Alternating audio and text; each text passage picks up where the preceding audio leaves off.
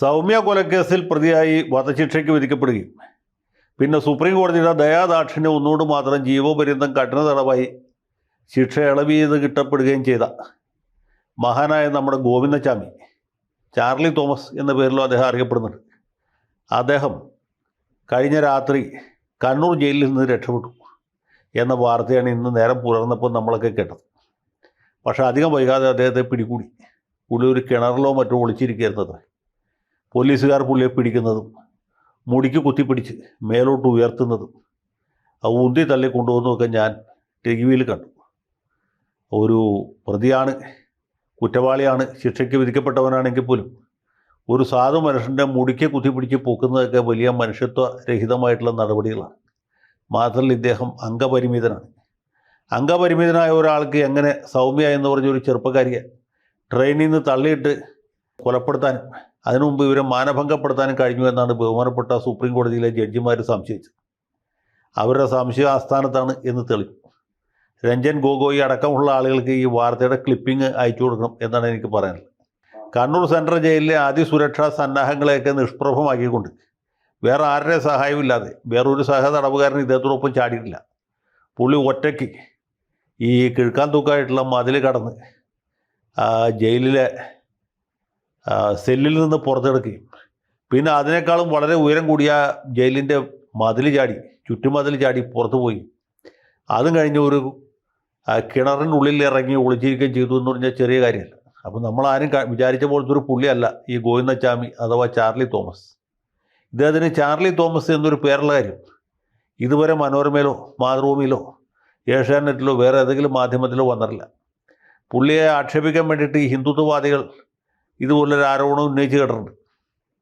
ഇയാളുടെ ശരിക്കുള്ള പേര് ചാർലി തോമസ് എന്നാണെന്ന്. മാന്യന്മാരെ അവമാനിക്കാൻ വേണ്ടിയിട്ടാണ് ഗോവിന്ദച്ചാമി എന്ന പേരിൽ പുള്ളി ഈ കളവ് നടത്തുന്നത് എന്നൊക്കെ പറഞ്ഞു കേട്ടിട്ടുണ്ട്. മാത്രമല്ല വലിയൊരു ഭിക്ഷാടന മാഫിയയുടെ കണ്ണിയാണ് ഇദ്ദേഹമെന്നും അതുകൊണ്ടാണ് ആളൂർ വക്കീൽ ബോംബെയിൽ നിന്ന് ഇവിടെ വന്ന് ഇദ്ദേഹത്തിന് വേണ്ടി കേസ് നടത്തിയത് എന്നൊക്കെ ആരോപണമുണ്ട്.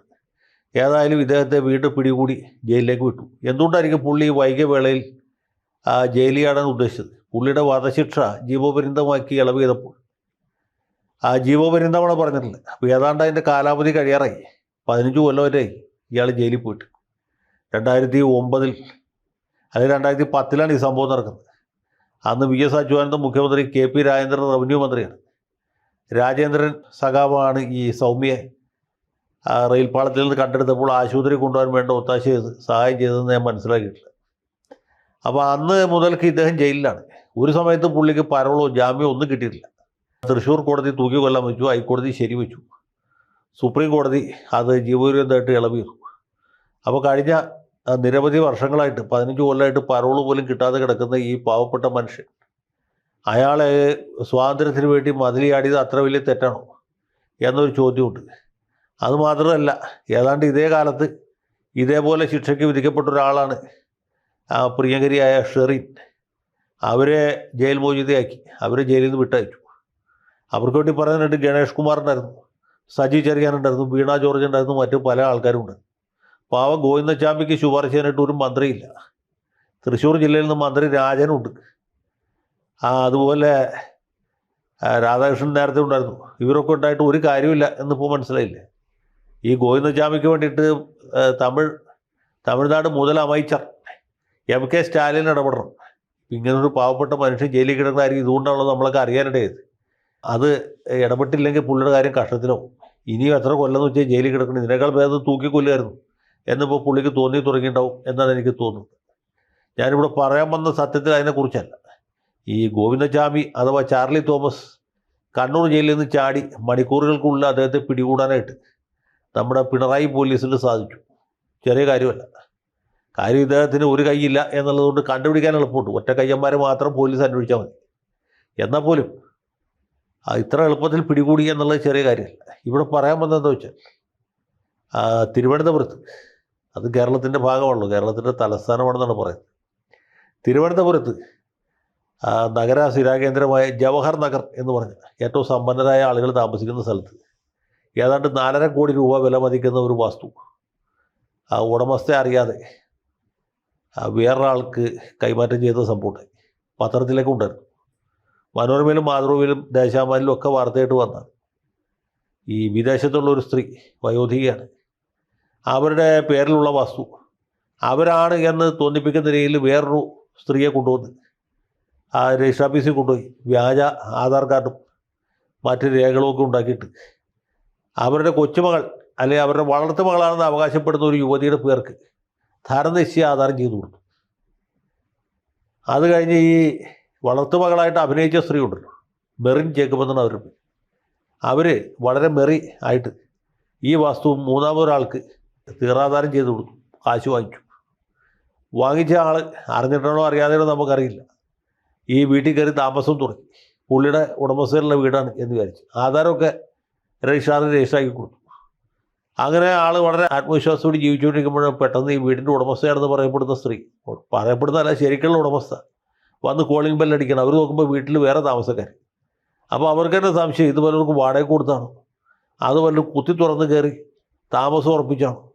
അവർ ചോദിച്ചു, ചേട്ടാ ഇതെന്തരി എന്ന് ചോദിച്ചപ്പോൾ പുള്ളി പറഞ്ഞു, ഞാൻ ഈ വീടിൻ്റെ ഉടമസ്ഥൻ തന്നെ, തീറാധാരങ്ങളുണ്ട് എന്ന് പറഞ്ഞ് പുള്ളി ആധാരം എടുത്ത് കാണിച്ചു. അപ്പോൾ സംഗതി ശരിയാണ്, തീറാധാരം ചെയ്ത് വാങ്ങിച്ചിരിക്കുകയാണ്. എന്തൊരു അതിക്രമണം എന്നാലോചിച്ചു. ഈ വീടിൻ്റെ ഉടമസ്ഥയായ സ്ത്രീ ഉടനെ തന്നെ പോലീസിൽ പോയി പരാതി കൊടുത്തു. സാധാരണയിൽ പോലീസുകാർ ഇതിനൊന്നും ഇടപെടില്ല, കാരണം ഇത് സിവിൽ കേസാണ്. നിങ്ങൾ സബ് കോർട്ടിൽ പോയി അന്യായം കൊടുത്ത് നിങ്ങളുടെ മുതലാണെന്ന് നിങ്ങൾ തെളിയിക്കണം എന്നാണ് പറയേണ്ടത്. പക്ഷേ എന്തുകൊണ്ടോ പോലീസുകാർ ഇത് അന്വേഷിക്കാൻ തീരുമാനിച്ചു. അത് തന്നെ പോലീസിൻ്റെ ഭാഗത്ത് വലിയൊരു ത്യാഗമായിട്ട് വിചാരിച്ചാൽ മതി. അന്വേഷിച്ചപ്പോഴാണ് കാര്യം മനസ്സിലായത്, മൊത്തം ആൾമാറാട്ടമാണ്, വഞ്ചനയാണ്. ആ പോലീസ് കേസ് രജിസ്റ്റർ ചെയ്തു. ഈ വയോധികയായ സ്ത്രീയെ കണ്ടെത്തി, ആൾമാറാട്ടം നടത്തിയ സ്ത്രീയെ. അവരുടെ കൊച്ചുമകളായിട്ട് അല്ലെങ്കിൽ ദത്തുപുത്രിയായിട്ട് അഭിനയിച്ച പെൺകുട്ടിയെ കണ്ടുപിടിച്ചു. രണ്ടുപേരുടെയും പേരിൽ കേസുകൾ രജിസ്റ്റർ ചെയ്തു. അപ്പോൾ ഇതിൽ ബാക്കി ആണികൾ അവിടെ പോയി. അപ്പോൾ അന്വേഷിച്ചപ്പോഴേ അവിടുത്തെ ഒരു കോൺഗ്രസ്സുകാരനാണ് ഇതിൻ്റെ പ്രധാനപ്പെട്ട ആണി. അയാളൊരു സ്റ്റാമ്പ് വെണ്ടറാണ്. പുള്ളിയാണ് ഇതിന് വേണ്ട സകല ഒത്താശ ചെയ്തതെന്നാണ് പോലീസ് പറയുന്നത്. അദ്ദേഹത്തിൻ്റെ പേര് അനന്തപുരി മണികണ്ഠൻ എന്നാണ്. പേരിടെ തന്നെ അറിയാം, ഈ എണ്ണപ്പെട്ട കോൺഗ്രസ്സുകാരനാണ്. എന്ന് മാത്രമല്ല, നമ്മുടെ മുൻ മന്ത്രി VS ശിവകുമാറിൻ്റെ ഒരറിയപ്പെടുന്ന സിൽബന്തിയാണ് എന്നുകൂടി കേൾക്കും. ഏതായാലും മണികണ്ഠനെ പോലീസ് അന്നോട്ട് അന്വേഷിക്കുന്നതാണ്. ഇതുവരെ കിട്ടിയില്ല, അന്വേഷിച്ച് കണ്ടെത്തിയില്ല എന്ന പാറപ്പുറത്തിൻ്റെ നോവൽ പോലെ അന്വേഷണം ഇങ്ങനെ നീണ്ടുപോവുകയാണ്. അതിനിടയ്ക്ക് മണികണ്ഠൻ അദ്ദേഹം തിരുവനന്തപുരം ജില്ലാ സെഷൻസ് കോടതിയിലെ ഒരു ബെയിൽ ആപ്ലിക്കേഷൻ ഫയൽ, മുൻകൂർ ജാമ്യം. എന്ത് ചെയ്യാൻ പറ്റും? കണ്ണി ചോരയില്ലാത്ത ഈ ജഡ്ജി അത് തള്ളി. കാരണം ജഡ്ജി എല്ലാ ദിവസവും മനോരമയാണ് വായിക്കുന്നത്, അല്ലെങ്കിൽ മാതൃഭൂമിയാണ് വായിക്കുന്നത്, ഏഷ്യാനെറ്റാണ് കാണുന്നത്.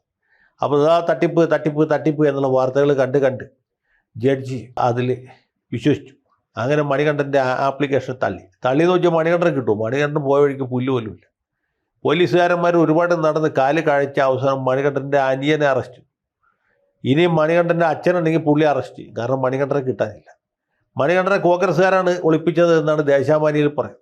പോലീസ് ഒത്തു കളിക്കുന്നു എന്ന് ദേശാഭിമാനിയിൽ വന്നു, മറ്റു പത്രത്തിൽ വന്ന് പോട്ടെ, മനോരമയിൽ വരും, മാതൃഭൂമിയിൽ വരും, ഏഷ്യാനെറ്റിൽ വരും. അതുപോലല്ലോ ദേശാഭിമാനി പറയുന്നത് മണികണ്ഠനെ പോലീസുകാരും കോൺഗ്രസ്സുകാരും കൂടി ഒളിപ്പിച്ചു എന്നാണ്. പക്ഷേ നാട്ടുകാർ പറയുന്നത് മണികണ്ഠനെ മാർക്സിസ്റ്റ് പാർട്ടിയിലെ ചില നേതാക്കന്മാർ ഒളിപ്പിച്ചു എന്നാണ്. ഇത് ഒറ്റപ്പെട്ട സംഭവമാണെന്ന് നിങ്ങൾക്ക് തോന്നുന്നു, ഒരിക്കലും അല്ല. തിരുവനന്തപുരത്ത് തന്നെ കരമനയിൽ 500 കോടിയുടെ മുതലാണ് ഇതുപോലെ ആളുകൾ പറ്റിച്ചത്.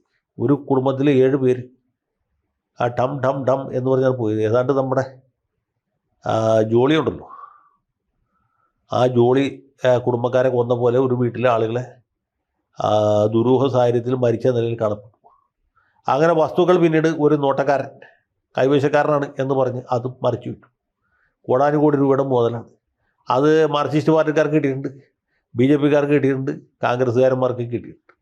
അപ്പോൾ ആർക്കും പരാതിയില്ല, എല്ലാവരും കൂടി ചേർന്ന് കോംപ്ലിമെൻറ്റ്സ് ആക്കി. പോലീസ് ഇങ്ങനെ അന്വേഷിച്ചുകൊണ്ടേയിരിക്കണം. അന്വേഷിപ്പിൻ കണ്ടെത്തും, മുട്ടുവിൻ തുറക്കപ്പെടും, ചോദിപ്പിൻ തരപ്പെടും. പോലീസുകാർക്കും കുറച്ചൊക്കെ ചോദിക്കും, കുറച്ചൊക്കെ തരപ്പെടുകയും ചെയ്തിട്ടുണ്ട്. അതുകൊണ്ട് അന്വേഷണമൊക്കെ ആ വഴിക്ക് പോവുകയാണ്. അതാണ് കരമനയിലെ കേസ്. ഇതാണ് ജവഹർലാലിലെ കേസ്. ഇനി എവിടുത്തെ കേസുകളാണ് വരാൻ പോകുന്നതെന്ന് അറിയില്ല. ഏതായാലും മണികണ്ഠൻ ചേട്ടന്, സഖാവെന്ന് പറയാൻ പാടില്ലല്ലോ, കോൺഗ്രസ്സുകാരൻ, അദ്ദേഹത്തിന് സന്തോഷകരമായ ഒളിവ് ജീവിതം ആശംസിക്കുന്നു. ഇതുപോലുള്ള പോലീസുകാരന്മാരും ഇതുപോലുള്ള നേതാക്കന്മാരും ഒക്കെ ഉണ്ടെങ്കിൽ ഇനി താമസിക്കുന്ന വീടല്ല, എന്തിനു വേണമെങ്കിലും എപ്പോൾ വേണമെങ്കിലും ആര് വേണമെങ്കിലും അടിച്ചു മാറ്റാനുള്ള സാധ്യതകളുണ്ട്. അതുകൊണ്ട് എല്ലാവരും ജാഗ്രത.